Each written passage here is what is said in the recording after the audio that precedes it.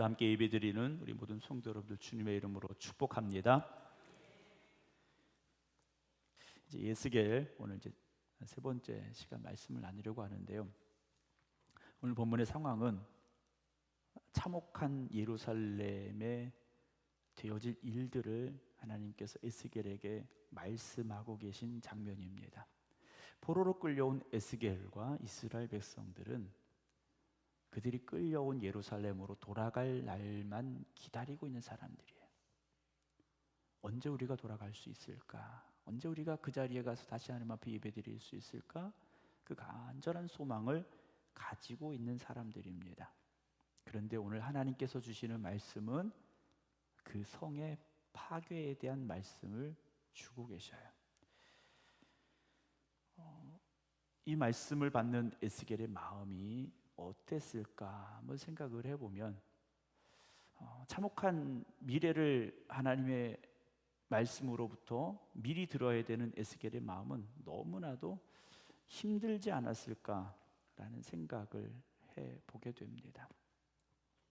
그러나 예루살렘이 존재하는 이유가 무엇입니까? 예루살렘 성전이 존재하는 이유가 무엇입니까? 하나님이 이스라엘 백성들과 함께 하시겠다라는 걸 보여주시고 그곳에서 예배드리는 예배자들의 예배를 하나님이 받으시기 위해서 예루살렘 성이 있고 예루살렘 성전이 있었던 것인데, 하나님 앞에 드리는 예배가 온전하지 못했고 하나님의 그 거룩한 성 예루살렘이 온갖 우상으로 가득 차버렸기 때문에 떠나온 이들은 그 성에 다시 돌아가고 싶은 마음이 간절했지만 하나님께서는요, 그 성을 더 이상 두고 보실 수가 없었다라는 것이죠. 오늘도 이 성전이 하나님께서 우리를 만나주시는 귀하고 복된 자리가 되어질 수 있도록 우리가 하나님이 찾으시는 예배자가 되어져야 되고 하나님의 마음을 기쁘시게 드리는 하나님의 자녀들이 될 수 있기를 주님의 이름으로 축원합니다. 만약에 하나님이 찾지 아니하시는 성전이라면, 하나님이 보실 때 그 마음이 너무나도 속상할 수밖에 없는 성전이라면 그 성전은 이미 성전이 아니라는 거죠. 건물은 서 있지만 하나님의 마음속에는 이미 지워진 성전이 될 수밖에 없을 겁니다. 오늘 하나님께서 에스겔에게 주시는 말씀입니다. 4장 1절, 너 인자야, 에스겔을 부르시죠. 너는 토판을 가져다가 그랬습니다. 토판은 이제 흙으로 만든 판입니다. 요즘이야 뭐 칠판도 있고 종이도 많고 합니다만 그 당시에는 나지 않았던 거지 않습니까? 뭐 칠판이 없었으니까 점토로 만든 흙판을 하나 가져오게 명령을 하십니다. 그리고 거기다가 한 성읍 곧 예루살렘을 그 위에 그려라 그래요. 예루살렘에서 붙잡혀온 에스겔이니까 예루살렘 성을 어떻게 생겼는지, 그 도로가 어떻게 되었는지, 성전이 어디쯤 있었는지 알 수 있지 않겠습니까? 그래서 그려라 그러셨어요. 에스겔이 그 성을 그려갑니다. 성문도 그렸을 것이고 성벽을 이어갔을 것이고 성전을 떨리는 마음으로 그렸을지 몰라요. 그런데 하나님께서 그 다음 주시는 말씀입니다. 2절, 그 성읍을 에워싸되 그것을 향하여 사다리를 세우고 그것을 향하여 흙으로 언덕을 쌓고 그것을 향하여 진을 치고 그것을 향하여 공성태를 둘러 세워라 그러셔요. 예루살렘 성을 둘러싼 적군들의 침입하는 모습을 그리게 하십니다. 이제 곧 성벽이 파괴되는 직전의 상황을 그리게 하셔요. 에스겔의 마음은 그 성전을 향한 사모하는 마음이, 예루살렘 성을 향한 그 그리운 마음이 가득함으로 예루살렘 성을 그렸을 텐데, 하나님은 그 성이 파괴되기 직전의 상황을 더하여 그리게 명령하셨다라는 거죠. 3절입니다. 또 철판을 가져다가 너와 성읍 사이에 두어 철벽을 삼고 성을 포위하는 것처럼 에워싸라 그러셔요. 철판을 가져다가 아예 그 성을 둘러싸게 하셨다라는 거죠. 이것이 이스라엘 족속에게 징조가 되리라 라고 명령을 하십니다. 그렇게 된다라는 거죠. 하나님께서 그렇게 하시겠다 하면 그렇게 될 수밖에 없는 겁니다.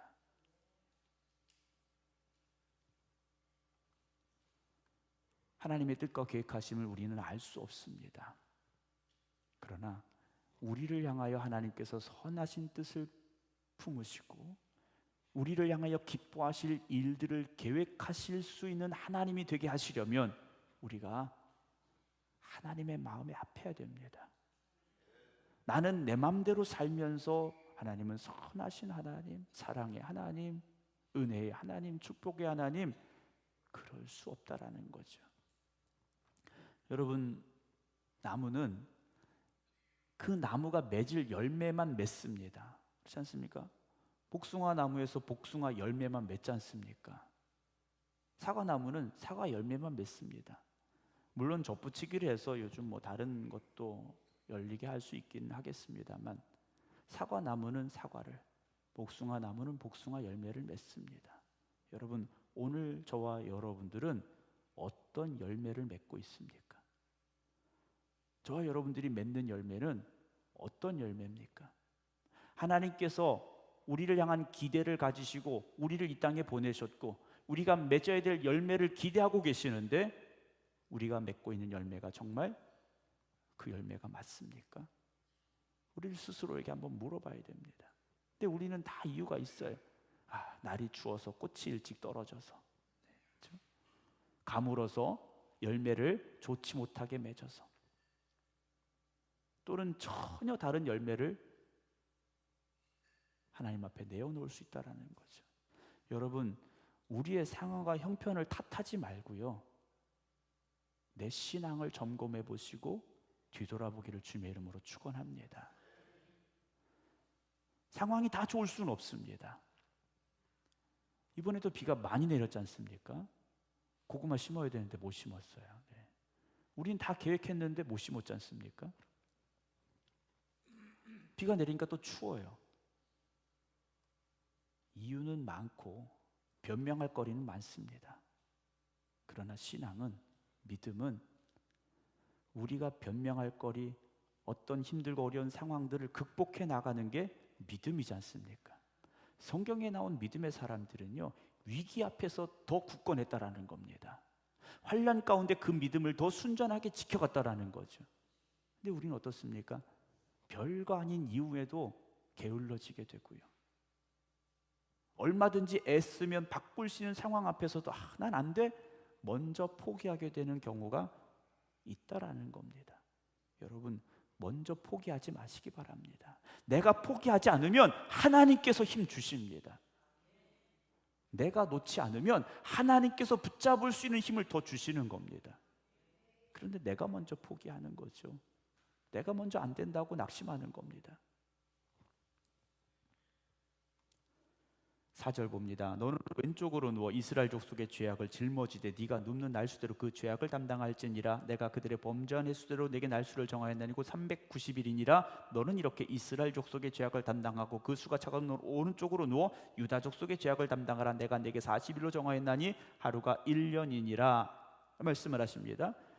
이스라엘에게 누워 있어라 그러셔. 누워 있어라. 그러면서 북이스라엘의 족속의 죄악은 390일이고 남유다의 유다 족속의 죄악은 40일이라 그러셨어요. 이것은 하루가 1년이라고 말씀하십니다. 더하면 430년입니다. 이스라엘 백성들이 하나님 앞에 범죄했던, 하나님의 뜻을 거슬러 살았던 세월이 몇 년이라는 겁니까? 430년이라는 거죠.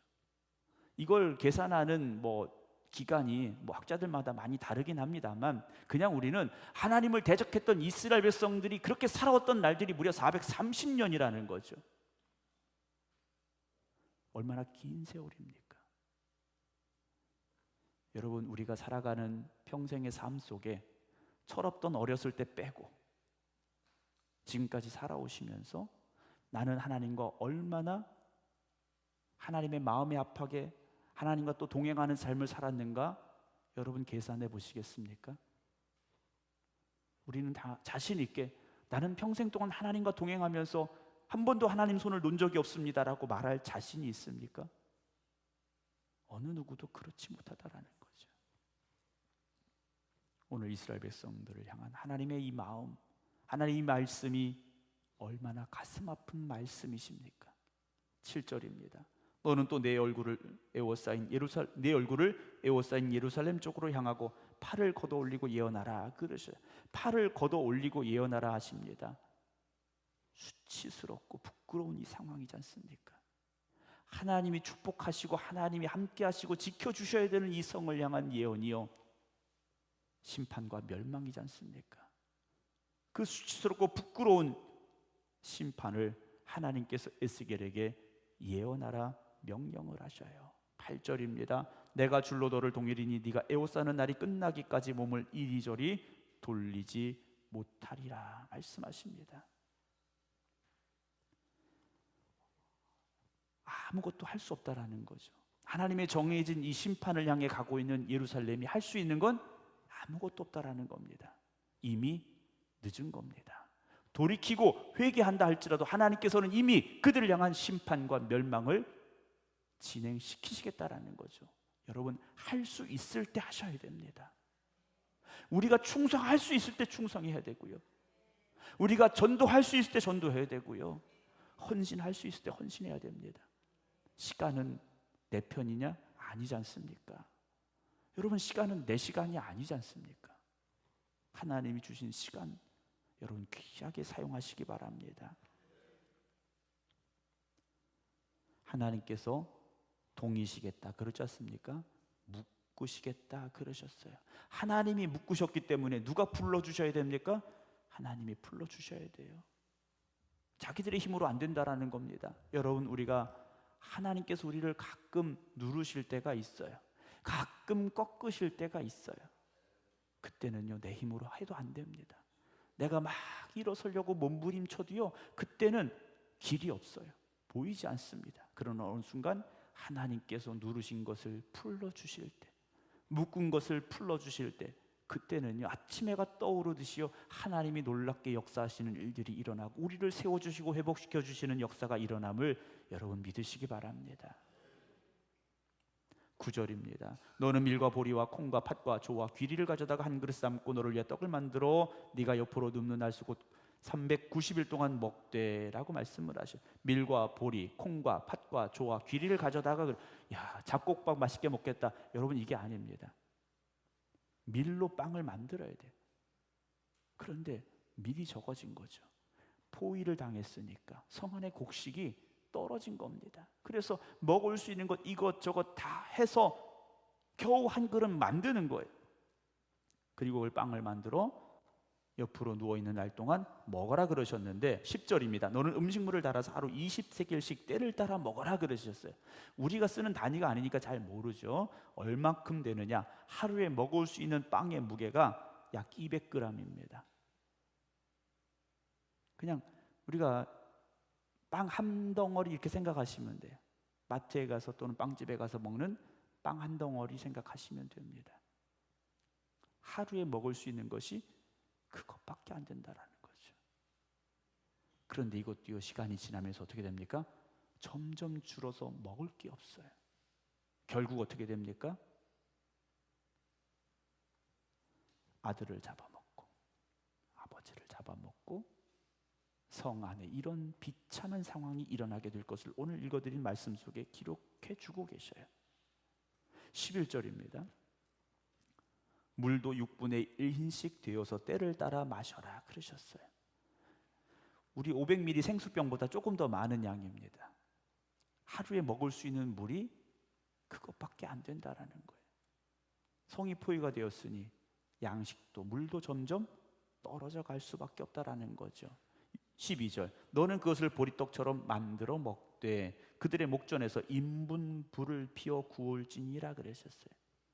인분으로, 그러니까 사람의 똥으로 이걸 연료를 만들어서 그걸로 불을 떼서 빵을 만드는 상황입니다. 그럼 왜 이렇게 되느냐? 물론 수치스러운 상황인 거 맞아요. 그런데 이렇게 될 수밖에 없었던 게 뭐냐? 나무 땔감이 없어진 겁니다. 포위가 돼 있으니까 성 안에 땔감이 없어졌어요. 그 다음 쓸 수 있는 게 뭡니까? 소똥이에요. 짐승의 똥입니다. 짐승의 똥으로 이걸 말려서 연료로 써요. 제가 2011년 1월에 인도를 다녀왔는데요. 좀 오래되긴 했습니다만 어떤 여자아이가 초등학교 저학년 정도 된 것 같아요. 그 인도 겐지스강 옆에서 소똥을 맨손으로 이겨가지고 그 겐지스강 옆에 이렇게 계단처럼 되어 있는데 거기다 그걸 이렇게 한 덩어리씩 눌러서 말리더라고요. 아마 최하층 천민이었던 것 같아요. 그걸로 연료를 삼은 그런 건데 오늘 예루살렘의 상황은요, 그것보다 더 비참하게 된다라는 겁니다.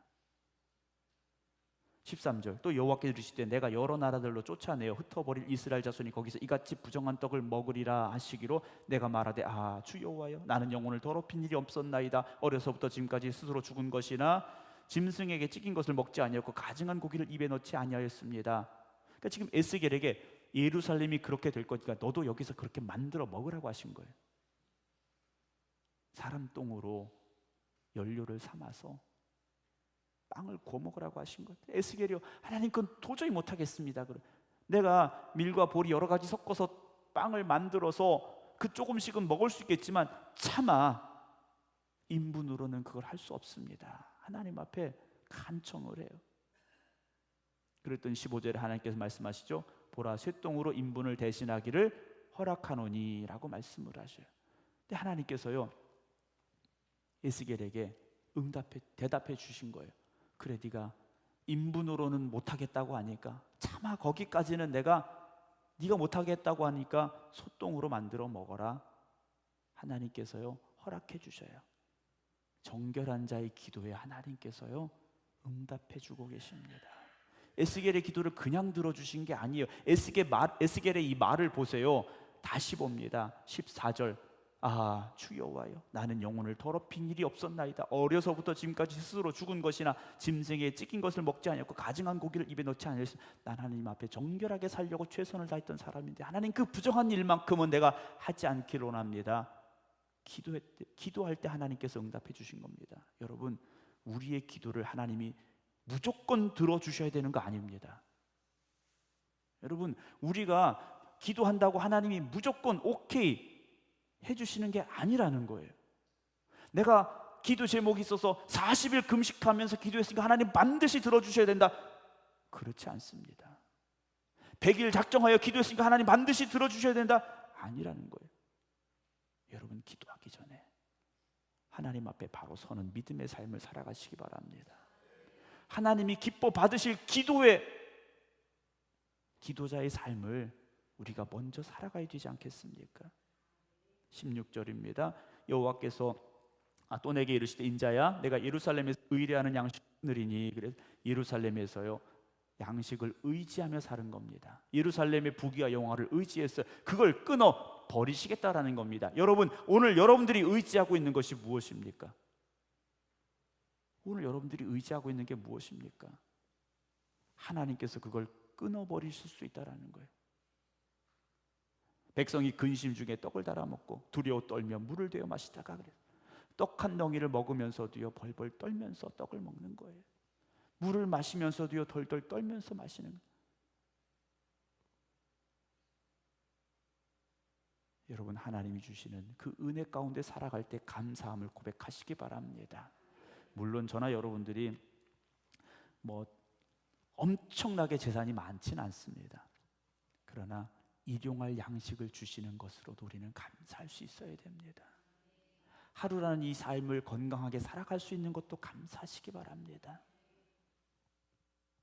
17절입니다. 떡과 물이 부족하여 피차에 어떻게 합니까? 두려워 떨며 그 죄악 중에서 쇠폐하리라. 말라 죽을 것이다 그래요. 세말로 말하면 굶어 죽게 된다라는 거죠. 5장 1절입니다. 너 인자야 너는 날카로운 칼을 가져다가 삭도로 삼아 네 머리털과 수염을 깎아서 저울로 달아 나누어 두라 라고 말씀을 하셔. 에스겔에게 날카로운 칼, 잘 드는 칼을 가져다가 머리카락과 수염을 깎아서 라고 말씀을 하셔요. 머리카락과 수염을 깎으라고 하십니다. 이건 수치스러운 상황인 거예요. 예쁘게 깎으라는 말씀이 아닙니다. 단장하라는 말씀이 아니에요.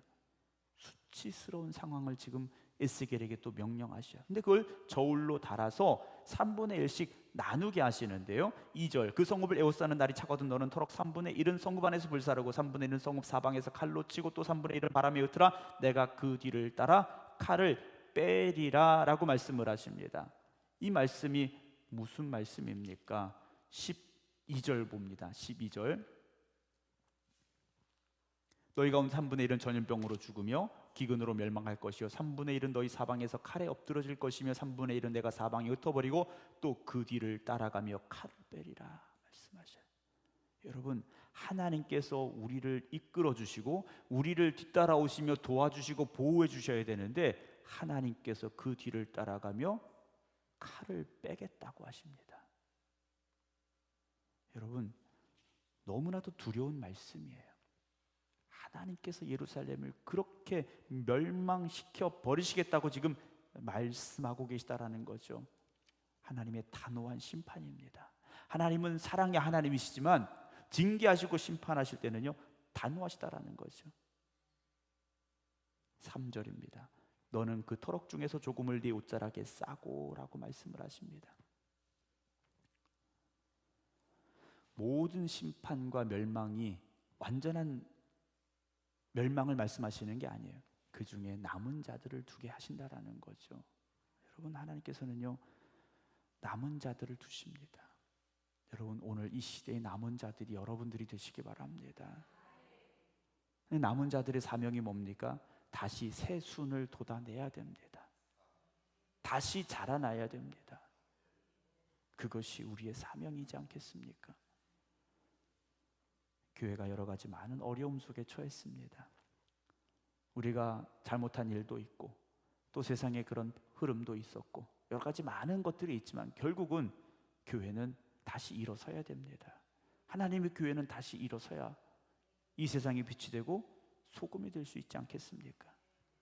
4절입니다. 주 여호와께서 이와 같이 이르시되 이것이 곧 예루살렘이라 내가 그를 이방인 가운데 두어 나라들이 둘러있게 하였거늘 그가 내 규례를 거슬러서 이방인보다 악을 더 행하며 내 율례도 그리함이 그를 둘러있는 나라들보다 더하니 이는 그들이 내 규례를 버리고 내 율례를 행하지 아니하였기 때문이다 라고 말씀하십니다. 이렇게 되는 이유가 뭡니까? 국력이 약해서가 아니라는 겁니다. 군사가 없어서가 아니라는 거죠. 하나님의 말씀을 떠났기 때문에 이방인보다 더 악했기 때문이라 말씀을 하십니다. 7절에도요. 그러므로 나 주 여호와가 말하노라 너희 요란함이 너희를 둘러싸고 있는 이방인들보다 더하여 내 율례를 행하지 아니하며 내 규례를 지키지 아니하고 너희를 둘러 있는 이방인들의 규례대로도 행하지 아니하였느니라. 그러므로 나 주 여호와가 말하노라 나 곧 내가 너를 치며 이방인의 목전에 너에게 벌을 내리되 네 모든 가증한 일로 말미암아 내가 전무후무하게 내게 내릴 것이다 라고 말씀하십니다. 전에도 없었고 앞으로도 없을 그 일을 하나님께서 하시겠다라는 겁니다. 그게 뭡니까? 10절 아까 말씀드렸죠. 그리한즉 너희 가운데서 아버지가 아들을 잡아먹고 아들이 그 아버지를 잡아먹으리라. 내가 벌을 내게 내리고 너희 중에 남은 자를 다 사방에 흩으리라 그러셔요. 그런데 이 말씀이요 지금 갑자기 주신 말씀이 아닙니다. 우리 성경 한 군데 찾아보겠습니다. 시간이 좀 갔습니다만 레위기 26장 보겠습니다.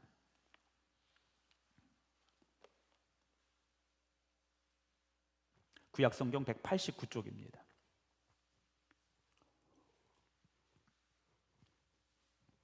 구약성경 189쪽 레위기 26장 29절입니다.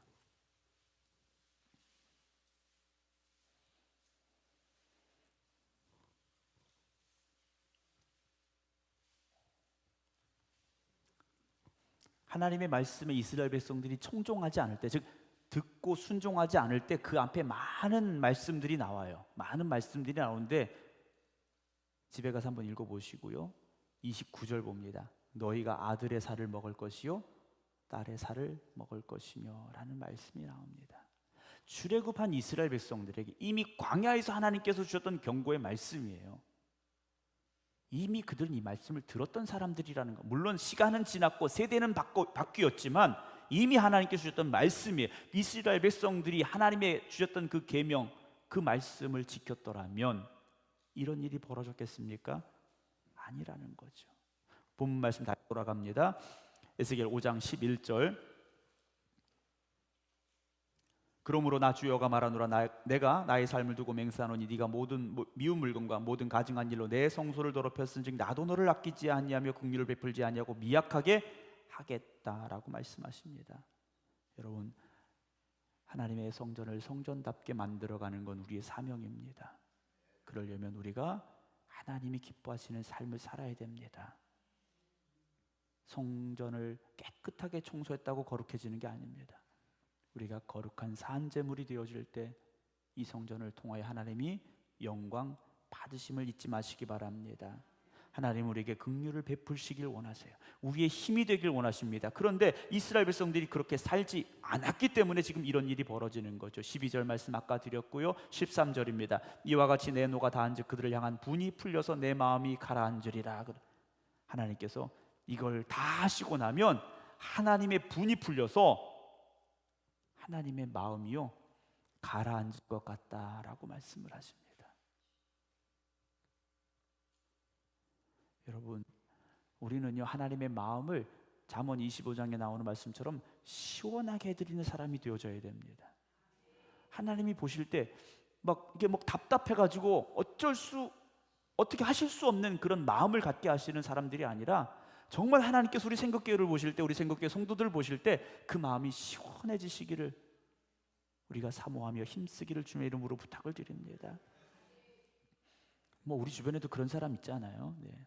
한두 명씩은 다 있어요. 그 사람만 보면 가슴이 답답하고. 네. 하나님 보시기에 저와 여러분들은 하나님의 마음을 시원하게 해드리는 그런 삶이 되기를 주님의 이름으로 축원합니다. 14절 내가 이르되 또 너를 황무하게 하고 너를 둘러싸고 있는 이방인들 중에서 모든 지나가는 자의 목전에서 모욕거리가 되게 하겠다 그러셨어요. 지나가는 사람들이 손가락질하는 그런 예루살렘과 이스라엘 백성이 되게 하시겠다라는 거죠. 여러분, 교회가 요즘 이렇게 돼버렸지 않습니까?